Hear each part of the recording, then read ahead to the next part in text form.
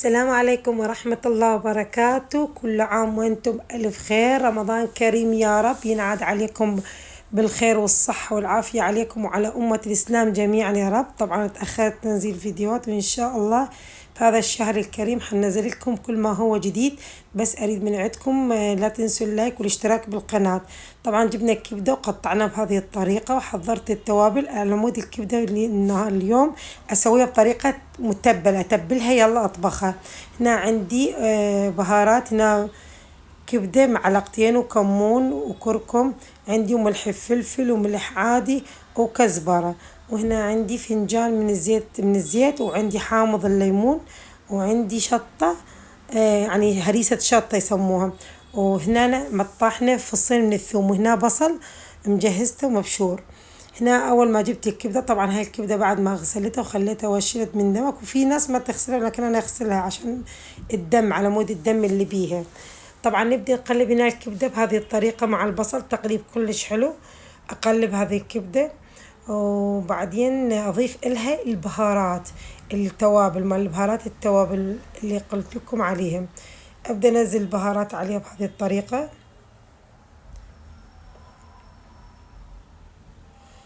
وأضيف معلقة من هريسة الشطة. هاي هريسة الشطة تنباع هي جاهزة أو أنتي تعمليها بالبيت. الفلفل الأحمر معلقة من هريسة الشطة عليها أحط أضيف لها.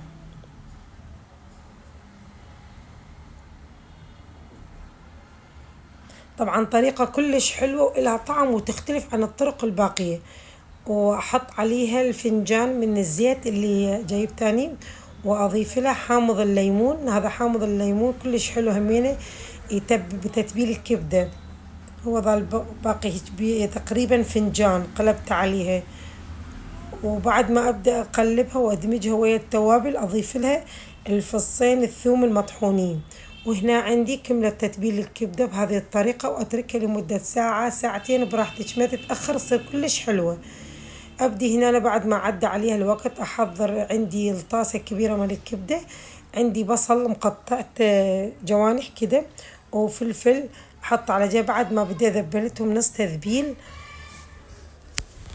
ذبلت البصل وذبلت الفلفل واجيب اضيف هنا معلقتين من الصلصة او المعجون الطماطم واخليه على الزيت لحد ما يعني شوية ينحمس بالزيت على مود ريحته.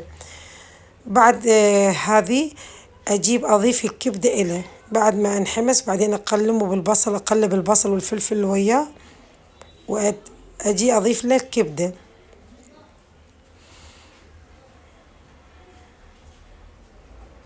طبعا انا بعدين حغير هذه الطاسة مال الكبدة او الطاولة لان صغيرة حاطها بالثانية الطاسة الكبيرة او المحشرة الكبيرة لان على مود اقدر اقلب الكبدة. هنا بعد ما اسوى المعجون او الصلصة بالزيت ابدأ اقلبها بهذه الطريقة ومن ثم اضيف له الكبدة عليه.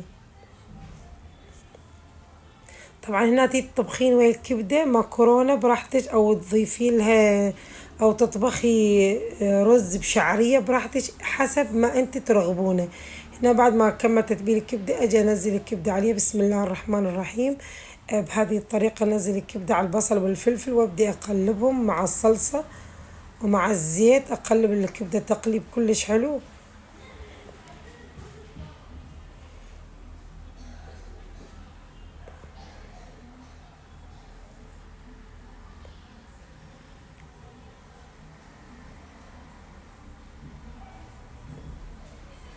طبعا قلت لكم انا هحوله بالطبق الثاني الطبق الطاسة والالومنيوم وابدي بعد ما قلبتها شوف الزيت مالتها شلون منزل لون حلو مال التتبيلة البهارات مال تتبيلة الكبدة وكانت ريحتها كلش حلوة.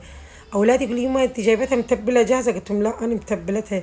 قالوا اصلا تتبيلتها اول مرة حلوة قلت لهم هذه الطريقة هي كلش حلوة مال تتبيل الكبدة. وبعد ما هيك نص عليها العين واستوت قربت الاستوى احط لها اضيف لها الليمون وبألف هنا اللي